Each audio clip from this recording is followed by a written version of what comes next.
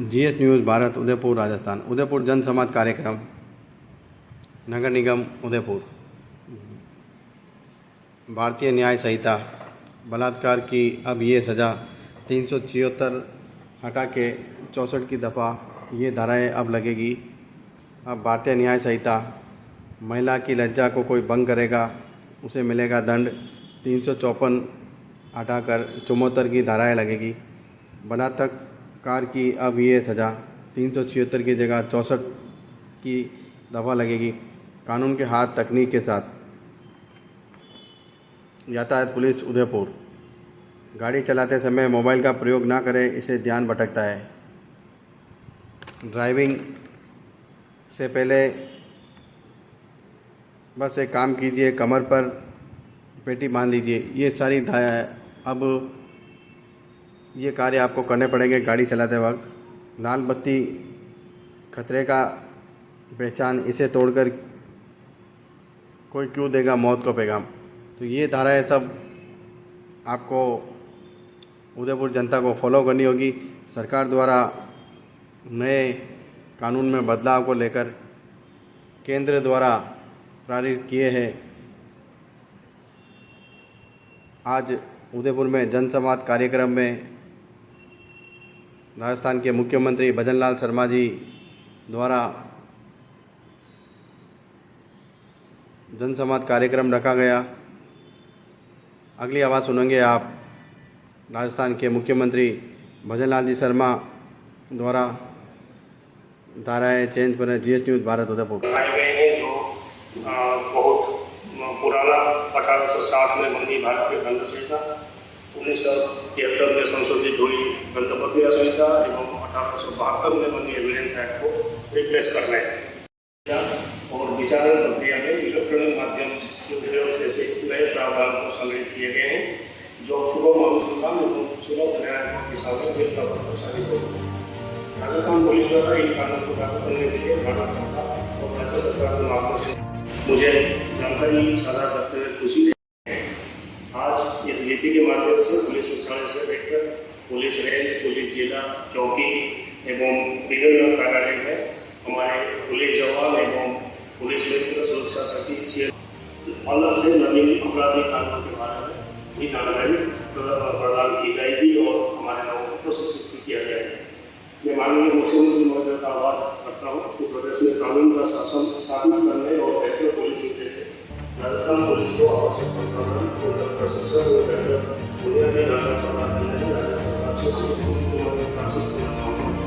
प्रदेश का पुलिस बल आपके व्यक्तिगत और मार्गदर्शन में अपने गौरवशाली परंपराओं पर निर्भर करते हुए नवीन आपराधिक कानून के परिप्रेक्ष्य में आधुनिकतम तकनीक और विधि विज्ञान का गृह राज्य मंत्री जी, मुख्य सचिव महोदय, अतिरिक्त मुख्य सचिव मुख्यमंत्री श्री शेखर जी, डीजीपी साहब श्री आलोक गुप्ता जी, प्रमुख सचिव मुख्यमंत्री जी, उपस्थित सभी सीनियर अधिकारीगण और वीसी के माध्यम से जुड़े हुए जिलों से जुड़े हुए सभी पुलिस के अधिकारी, अन्य अधिकारी के संबंध में तीनों विधियों तथा भारतीय न्याय संहिता 2023, भारतीय साक्ष्य अधिनियम 2023 एवं भारतीय नागरिक सुरक्षा संहिता 2023 आज दिनांक 1 जुलाई से प्रभावी हो रही हैं। इन विधियों के प्रभावी रूप से लागू किए जाने के संबंध में राज्य स्तर पर राज्य स्तरीय संचालन समिति जो कि मुख्य सचिव महोदय की अध्यक्षता में थी, इसकी समय समय पर बैठकें हुई हैं। जिलों के अंदर भी इसी तरह से डिस्ट्रिक्ट लेवल स्टीयरिंग कमेटी का गठन किया गया। इन समितियों की बैठकों का आयोजन समय समय पर किया गया। इस वजह से विधियों को प्रभावी रूप से लागू किए जाने वाली बेवराई कठिनाई को दूर किए जाने के संबंध में प्रयास किए गए। इन विधियों को प्रभावी ढंग से लागू किए जाने के संबंध में पुलिस विभाग, अभियोजन, राज्य विधि विज्ञान प्रयोगशाला व जेल विभाग के सभी अधिकारियों कार्मिकों को प्रशिक्षण प्रदान किया गया एवं संबंधित अधिकारियों और कार्मिकों को नवीन विधियों की पुस्तकें भी उपलब्ध करवाई गई। भारतीय न्याय सुरक्षा संहिता 2023 में प्रावधान है कि ऐसे जिला कलेक्टर कार्यालयों में संगोष्ठियां भी आयोजित की गई एवं अभियोजन विभाग कार्यालयों में पोस्टर चस्पा किए गए। पुलिस विभाग द्वारा महिला एवं बाल सुरक्षा संबंधी प्रावधानों से संबंधित 10,000 पुस्तकें वितरित की गई। मुझे आशा ही नहीं पूर्ण विश्वास है कि आपराधिक न्याय प्रशासन के सभी स्तंभ आपसी सहयोग से इन विधियों के लागू किए जाने व आने वाली कठिनाइयों को दूर करने में सक्षम होंगे। जय हिंद, धन्यवाद। धन्यवाद एसीएसटी के सभी स्टाफ और सीएनजी के सदस्यगण। हमारे कारागार विभाग से जुड़े हुए महानिरीक्षक कारागार, जेल अधिकारी व अन्य आमंत्रित गण, प्रोसिक्यूशन से जुड़े हुए डायरेक्टर प्रोसिक्यूशन विंग के समस्त और बहुत से के सभी अधिकारियों, सीएनजी के सभी सदस्यों, आमजन के साथ डीसी से जुड़कर हमारे प्रेरणा स्रोत आदरणीय मुख्यमंत्री जी हम सबको संबोधित करेंगे। श्रद्धेय मुख्यमंत्री जी, मुख्य सचिव साहब सुधांशु पंत जी, एसीएस ओम आनंद जी, के रूप में स्वयंसेवी संस्थाओं के लोग और सभी राजस्थान के जो हुए हमारे आमजन के बंधुओं बहनों भाइयों, आप सब लोगों की ओर से बहुत बहुत बधाई कि भारत सरकार ने 50-51 साल बाद जब हमारे विचार की सरकार देश में बनी और उन्होंने आमजन की पीड़ा का सोचा, उसको समझकर 150 वर्ष पुराने कानूनों में तब्दीली करके न्याय के स्थान पर प्रतिपादित करने का जो 1860 की हो, 1872 की हो, उन्हें ब्रिटिश मानसिकता थी। उसके आधार पर बनाए गए कानून भारतीय लोगों पर प्रतिपादित किए जाते थे एक तरीके की खामियां देखने को। और जैसा अभी मुख्य सचिव बोल कह रहे थे, वो दंड प्रक्रिया संहिता, दंड संहिता इस नाम से उनको प्रस्तुत किया गया था। अब केंद्र सरकार ने उनको न्याय के सिद्धांत पर बना करके लागू करने का निर्णय लिया है, उसकी ढेर सारी आप सबको बधाई और शुभकामनाएं। हमारी राजस्थान की सरकार जीरो टॉलरेंस पर काम करने वाली सरकार है। माननीय मुख्यमंत्री जी के निर्देशन में अपराध पुराने पिछले में जो कानून बने थे, उस समय की अपराध की प्रक्रिया, अपराध करने के तरीके, अपराधियों के अपराध करने के तरीके बदले। तो निश्चित रूप से आधुनिक तकनीक के आधार पर आधुनिक जो कानून बने हैं 2020, ये अपराध को रोकने में सहायक सिद्ध होंगे और पीड़ित पक्ष को न्याय दिलाने में भी सहायक सिद्ध होंगे। ऐसी हमारी अपेक्षा भी है और ये लागू करने के बाद आप महसूस भी करें। नवीन विधियों में ये तो प्रावधान रखा, हमारी महिलाओं को भी बधाई देना चाहूँगा। पीड़ित महिलाएं खाने में जाती थी और खाना खाई या कोई भी व्यक्ति पुरुष होता, तो भारतीय समाज में जैसी व्यवस्थाएं वो अपनी पीड़ा के बारे में बताने में संकोच करती, लेकिन इन विधियों में प्रावधान किया गया है कि महिलाएं जो पीड़ित है तो उनकी महिला जो आपके लिए बहुत अच्छा होगा और एक उनकी बात आपस में सामंजस्य पूर्वक उनकी सुन भी पाएंगे, उनका समाधान भी समय पर हो पाएगा। मैं आपको इसलिए भी बहुत बहुत बधाई देना चाहता हूँ कि आपने स्वच्छ रूप से विधियों में प्रावधान किया गया है कि पुरानी विधियों में जो प्रावधान थे, अनुसंधान अधिकारी की लंबी प्रक्रिया में अनुसंधान करते रहते थे, जिन्हें जब अवसर पत्रा गेट के निरीक्षण पर पहुंचा था, अचानक पोर्टल से मैंने पाया 17 साल पुराना मुकदमा भी 158 का वीडियो भारी संख्या में देखने को मिला। कई मेरी जिलों में बात हुई, वहाँ भी 20 साल पुरानी अनुसंधान में लापरवाही कहते हैं ना, जस्टिस से तो न्याय देरी से मिलता है, तो ये समझिए न्याय करने की मंशा नहीं। अभियोजन न्यायालय और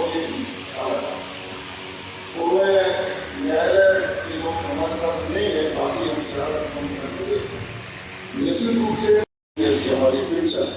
और जो भी माननीय मुख्यमंत्री जी संवेदनशील हैं और बाहर के तुरंत बात से अपराधियों पर नकेल कसने का जिस तरह का प्रयास हुआ, आज हमें आपकी संतुष्टि होती है कि अपराध का ग्राफ हीनस ऑफेंसेस संगठित अपराध या नकल माफी अपराध उन पर अंकुश लगा है और निश्चित रूप से राजस्थान की जनता को तुरंत न्याय करना पिछले 6 महीनों से शुरू हुआ है।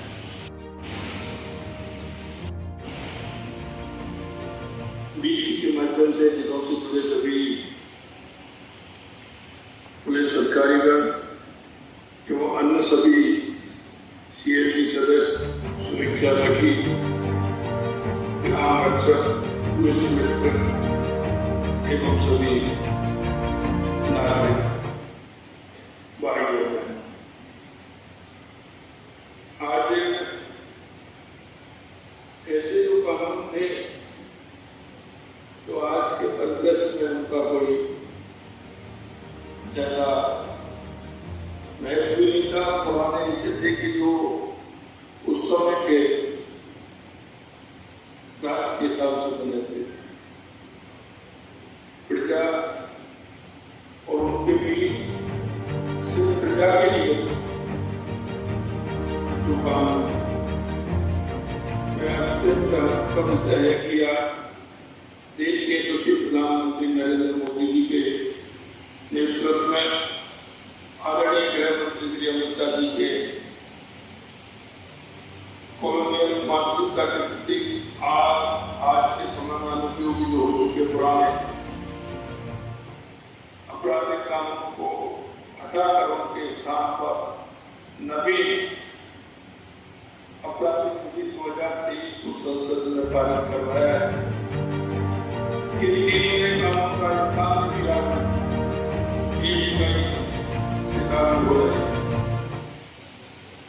इन कानूनों में 1860 में बनी भारतीय दंड संहिता की जगह भारतीय न्याय संहिता लागू की गई है। यही नहीं, 1898 में भी बनी और 1973 में संशोधन हुई दंड प्रक्रिया संहिता के स्थान पर भारतीय नागरिक सुरक्षा संहिता लागू की गई। 1875 में बने एविडेंस एक्ट की जगह भारतीय साक्ष्य अधिनियम लागू कर इन कानूनों में भारतीयता की आत्मा को स्थापित किया गया है। यही नहीं, इन तीनों नए कानूनों से भारतीय नागरिकों, भारतीयता और भारतीय संविधान की मूल भावना को भी बदलने जिन 3 पुराने अपराध कानून को नष्ट किया गया है वे करीब 150 साल पुराने अंग्रेजों के शासन के समय के थे। उनके शासन के समय के जो कानून थे उनमें आपको देख सकते हैं कि वो कानून प्रजा के लिए थे। प्रजा के प्रति उनका कैसी स्थिति थी या उनकी भाषा संज्ञान के लिए अनुभव कर सकते हैं। पुराने कानून में अंग्रेजों के शासन के समय के कानून थे, वे ये कानून थे जिन्हें विदेशी शासक ने अपना शासन बनाए रखने के लिए बनाया। गुलाम प्रजा पर प्रशासन के लिए, शासन के लिए करने के लिए बनाया। वो कोई न्याय देने के लिए नहीं थे, वो सिर्फ शासन करने के लिए बनाया गया। पुराने कानून में न्याय की कल्पना नहीं थी, इनमें केवल सजा का प्रावधान, न्याय नहीं था, क्योंकि उनको न्याय से मतलब नहीं था। उन्होंने अपनी हुकूमत करने की उसके अनुसार उन्होंने कानून बनाए। देश के दूसरे प्रधानमंत्री नरेंद्र मोदी जी ने लाल किले की बातचीत से कहा था कि हमें जल्द से जल्द गुलामी की मानसिकता और गुलामी के प्रतीक चिन्हों को समाप्त कर नए आत्मविश्वास से भरे नए भारत की स्थापना करनी। आपने देखा होगा इस तरह की गुलामी के चिन्ह भी है और गुलामी की मानसिकता के वो कानून भी जिनको समाप्त किया गया। यशस्वी प्रधानमंत्री जी ने जो कहा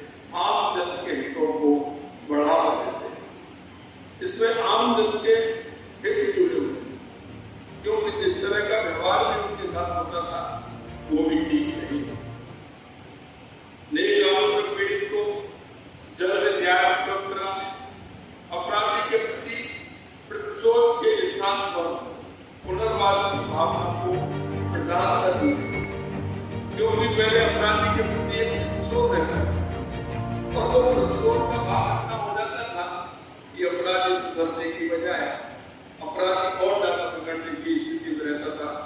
उसके स्थान पर पुनर्वास की भावना को प्रदान कर दी गई है, जिससे कि अपराध को बोध भी और उसमें आगे तक करके किसी अपराध के संचालन नहीं है।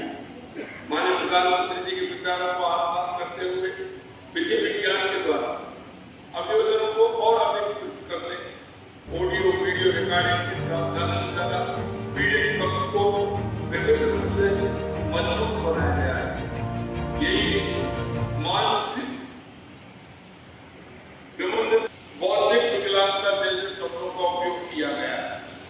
पहली बार ये अपराधियों के लिए करुणा के साथ न्याय के सिद्धांत को ध्यान में रखते हुए सहानुभूतिपूर्ण रवैया अपनाने का लक्ष्य है। पहले वो जो शब्द उपयोग करते थे वो बौद्धिक विकलांगता जैसे शब्दों का उपयोग करते थे। इसमें करुणा के साथ न्याय के सिद्धांत को ध्यान में रखते हुए सहानुभूतिपूर्ण रवैया अपनाने का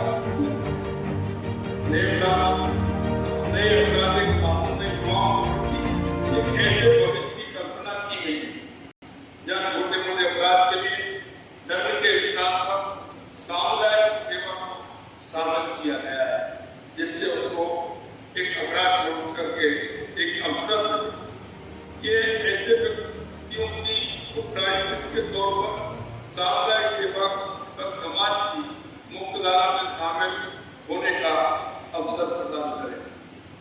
वो इसलिए कि उसको लगेगा कभी कभी जिस तरह से अबोधता के कारण अपराध करते हैं तो उन्हें सुधरने का मौका उनको ठीक प्रकार से समाज की मुख्य धारा में आने का अवसर भी उनको मिले। भारतीय अपराधिक न्याय प्रणाली की धीमी न्याय प्रक्रिया के कारण आलोचना की जाती है, लेकिन नवीन अपराधिक विधि में त्वरित न्याय को केंद्र में रखते हुए महत्वपूर्ण चरणों को नियत समय सीमा में माना गया है।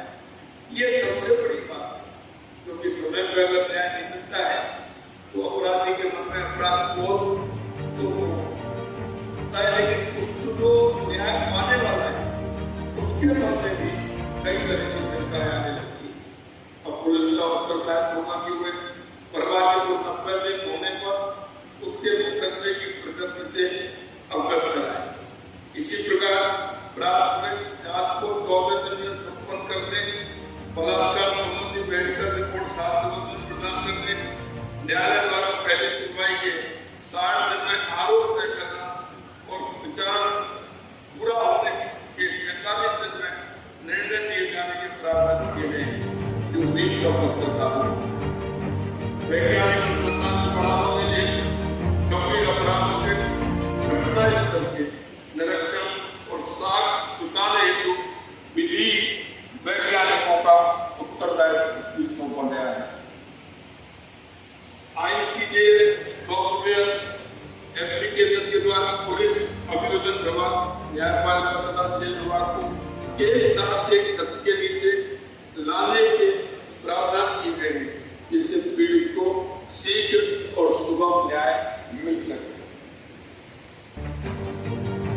नए कानून में महिलाओं और बच्चों के प्रति संवेदनशीलता रखते हुए बलात्कार के मामलों में विवाहित स्त्री के रूप में उम्र को 15 वर्ष से बढ़ाकर 18 वर्ष किया गया है।